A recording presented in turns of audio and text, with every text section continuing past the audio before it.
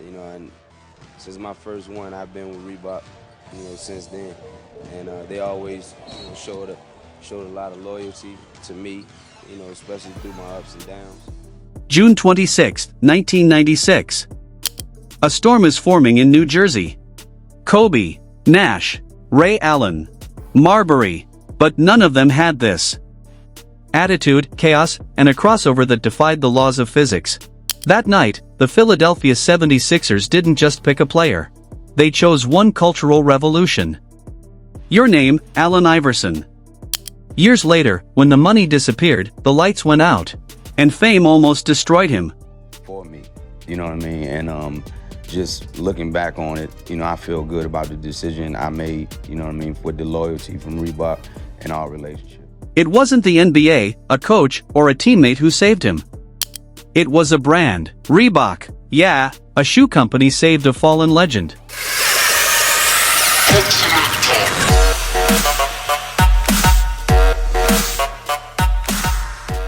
The prodigy who broke the system. Allen Iverson was not made for the NBA. It was made for Break It. 1.80 meters tall, 75 kilos, tattoos before they were cool, and an attitude that made the commissioner's executives sweat. While other players arrived in suits and with marketing smiles, Iverson came in wearing chains, bandanas, and a swagger that was impossible to copy. And the best part, nobody could do anything to stop him. He didn't just play basketball. He mixed hip-hop with gambling. It was rebellion with a crossover. And just when everyone thought Nike would sign the new Jordan, Reebok said, "No, we're betting on the kid from the ghetto." The $50 million bet. In 1996, Reebok was on the verge of collapse. Nike had Jordan, Adidas had the cool kids, and Reebok, well, Reebok had your gym teacher running in white shorts. Sales were falling, young people no longer wanted to wear their sneakers. And in the company's corridors, the most dangerous scent for any brand was in the air, irrelevance. Until someone in an office said, "What if we bet everything on the kid from the ghetto with tattoos and chains?" Allen Iverson, the Georgetown phenomenon. Small, explosive, electric. A player so fast it seemed like the ball was chasing him. But Iverson was also a public relations risk. A boy with a complicated past, a story of juvenile detention, and an attitude that didn't fit the Jordan-style mold of the NBA. Nike looked at him, and he let it go. Adidas too conflictive, they said, but Reebok saw something more, authenticity. Two young executives, Todd Krinsky and Paul Eierman, they made the riskiest decision of their careers, sign Iverson for $50 million for Reebok. It was like betting the house, the car, and the dog, all in one gamble. If this fails, we're dead. That's what was said within the company. But if it went well, they could have the next Jordan of the people, and they were not wrong. Even before Iverson played his first game, Reebok launched the Question, their first signature model. A white design with red details and a sole that seemed to float. The name was no coincidence, the Question, because everyone was asking themselves the same thing: can this little kid really dominate the NBA? The result was historic. The first 5,000 pairs sold out in a single day in Philadelphia. Man, it was great. One thing about Reebok, they always let me be myself. They never tried to market me and change me to somebody that I'm not. I had a lot of input on this shoe. Yeah. And it just reminded me of the longevity with the company and the relationships that I still have with those people from '96.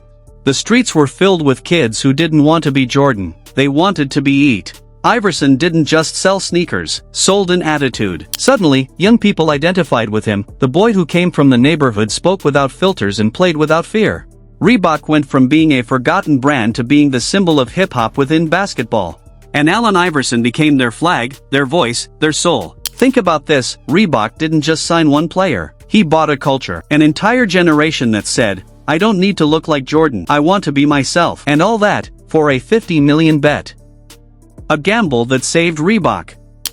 And create an urban legend named Allen Iverson. But money is a treacherous blessing.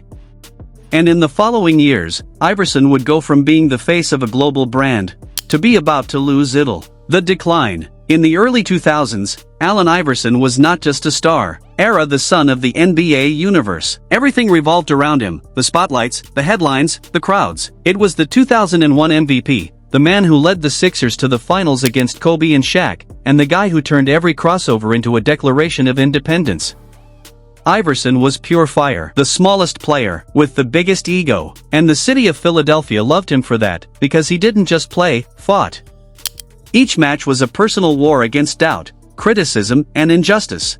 But while the world saw a legend, behind the lights, the real man was falling apart. The money began to evaporate. And not a little. We're talking about more than $200 million earned during his career. Between contracts, bonuses, and Reebok, Iverson had it all. But it also had a problem: I didn't know how to keep it. Friends who became employees. Family members who depended on him for everything. Parties every night, luxury cars he didn't even drive, and a list of expenses that looked like the budget for a Marvel movie. It is said that, in a single week, he could spend $500,000 without blinking. And when someone asked him if it wasn't too much, he would reply, "God gave me this talent to enjoy it, not to hide it." But the problem wasn't money, it was the environment. The Sixers wanted to control him, discipline him, mold him. And he wanted to continue being Allen Iverson, the kind of guy who doesn't kneel before anyone. Then the friction with the coaches began. The fines. The suspensions. And yes, the press conference that went down in history. Are we talking about practice for practice? At that moment, many thought Iverson was mocking them. But the truth was harsher: I was losing control. His body grew tired, his surroundings crumbled, and his reputation was beginning to crumble. Just like his ankles from overuse. The Sixers traded him. Then the Nuggets. Then the Pistons. Then Memphis. And finally, nothing. The league MVP, the idol of a generation. I couldn't find a team that wanted him. The executives said he was undisciplined. The media, that it was finished. And the fans didn't know what to think. Where did the warrior who faced Shaq while standing 1.80 meters tall go? Where did the guy who made basketball an art form go? In 2010, Allen Iverson hit rock bottom. From being the face of basketball, he became a shadow of his former self. Personal problems, lawsuits, separation, and the most dreaded word for any star, bankruptcy. But the irony and almost poetic thing is that, while the world forgot about him, Reebok did not. The contract he signed years ago, the same one that many called a $50 million madness, now it was the only thing keeping him afloat. Reebok continued to pay him $800,000 a year, and had a secret fund set aside $32 million, blocked until he turned 55. It was as if the past had prepared a life preserver for the exact moment when the present was sinking. Reebok didn't just give him money, he had time, God, hope. Because, in the end, Iverson was exactly what he always said he was, an imperfect man, but authentic. And this is where the story takes an unexpected turn. Because what seemed like personal ruin, it would become one of the smartest financial moves in the history of sports. Get ready, because what follows proves that Allen Iverson was not just a gaming icon, but living proof that sometimes, the destination will sign a better contract for you than you could sign yourself.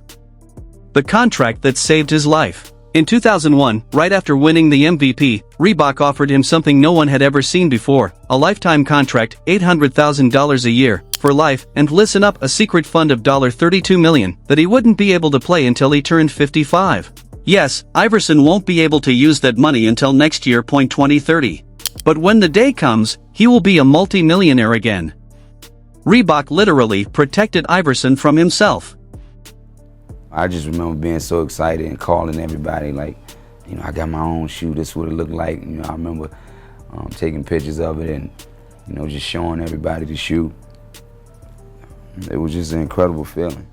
While other former players ended up bankrupt, AI had a lot chest waiting for the future. Reebok didn't just sell sneakers. He saved a legacy. The legacy. Today, Iverson doesn't need to prove anything. His crossover destroyed Jordan. His style changed the NBA forever. And his contract with Reebok proved something bigger than money, loyalty. Allen Iverson was never the perfect player. He was the player real. And Reebok, the brand that opted for authenticity when everyone else wanted clones. His story isn't about points or titles, will of survival. How a boy with nothing managed to have it all, and a brand gave it a second life. So the next time you see some question or answer, remember, they're not just sneakers.